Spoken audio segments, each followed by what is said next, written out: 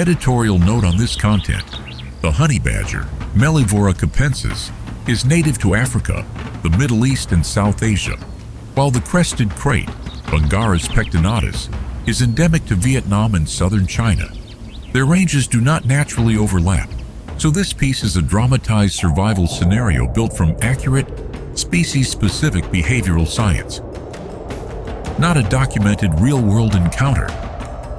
Genus-level data on Bungarus, kraits, is used to inform krait behavior where species-specific research is limited, since all kraits share core traits: nocturnal habits, ophiophagus, snake-eating diets, neurotoxic venom, and a triangular body cross-section. Few mammals on Earth carry a reputation as fearsome as the honey badger. Pound for pound, it is arguably the most fearless predator alive, and its body is engineered for exactly the kind of fight this scenario imagines.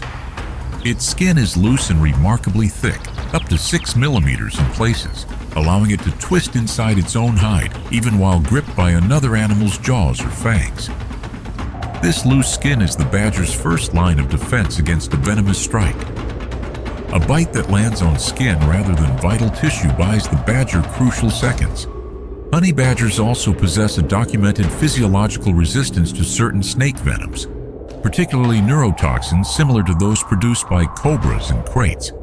While not literally immune, badgers can survive venom doses that would kill animals many times their size, often collapsing temporarily before recovering and finishing the kill. This resilience, combined with raw aggression, makes the honey badger one of the only mammals that actively hunts venomous snakes as a food source, rather than avoiding them. Their hunting style is opportunistic and low to the ground. Honey badgers rely heavily on smell, not sight, to locate prey hidden in burrows, leaf litter, or termite mounds. Their forelimbs end in long, curved claws, built for digging out scorpions, rodents, and snakes from cover. When a badger detects a snake, it doesn't stalk in the feline sense. It commits. It circles, feints, and provokes the snake into striking at the wrong target. Loose skin, a flank, anything but the throat or skull, which it protects by keeping its head low and mobile. The crested krait belongs to the genus Bungarus, snake-eating specialists found across South and Southeast Asia.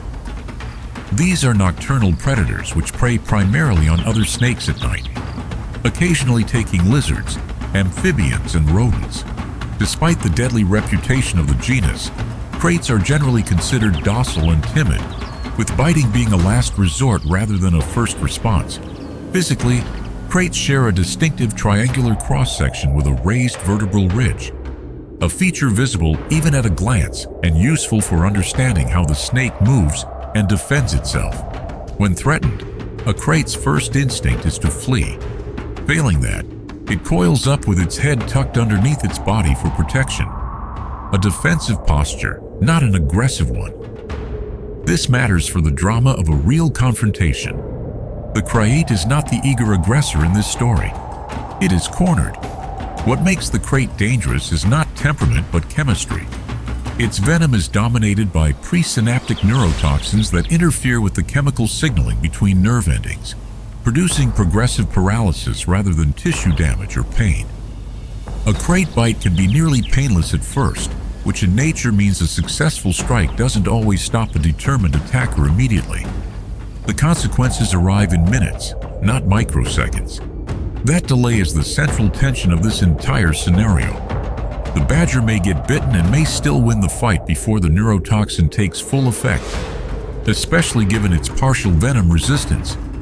A naturalistic encounter would begin with detection, not eye contact. The badger's nose finds the krait coiled in cover. A hollow log, a rock crevice, leaf litter. Long before either animal sees the other, the krait, true to its genus, would attempt to remain motionless, relying on stillness as camouflage. Discovery forces its hand. It retreats toward its hiding spot, coils, and tucks its head, hoping the threat moves on. The badger does not move on. It noses and paws at the coil, deliberately provoking a strike. This is the most dangerous moment for the krait, exposure. A defensive strike happens fast, low, and without the cobra-style hooding or warning display some other elapids use. Kraits strike and recoil. If the fangs find loose skin or thick fur instead of muzzle or eye, the badger absorbs the hit and escalates immediately, using its weight and digging claws to pin the snake's body before it can recoil for a second strike.